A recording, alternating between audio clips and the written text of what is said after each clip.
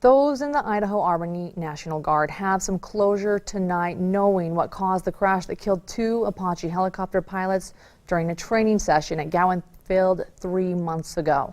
Tammy Scardino joins us live in the studio with more. Lauren, out-of-state Army crash investigators were brought in to review the wreckage and conduct interviews. They have now concluded the pilots had 0 time to react after both engines experienced a loss of power.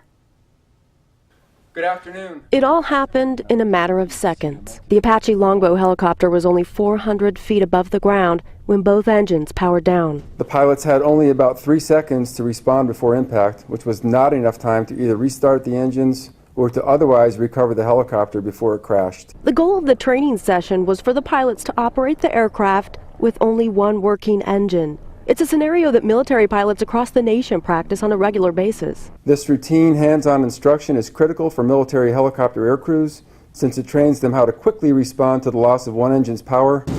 Once investigators arrived, the wreckage was pieced back together and the helicopter's data recorder was reviewed. The key pieces of data that clued them in it wasn't a crash due to a maintenance or system failure was both the engine and airspeed. Both engine power control levers were inadvertently set into a position that caused them to overspeed. To avoid engine damage, the act shut both engines down. Since both pilots have a control lever to do this, it's impossible to know whether Chief Warrant Officer Steen Gearhart or Chief Warrant Officer John Hartway accidentally disengaged from the system. The mission of the Army Combat Aviation Unit, not only here at Gowen Field, but throughout the Army, is critical for our nation's defense. It will go on.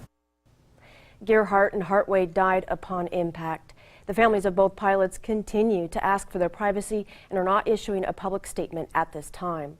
Live in studio, Tammy Scardino, today's 6 on your side.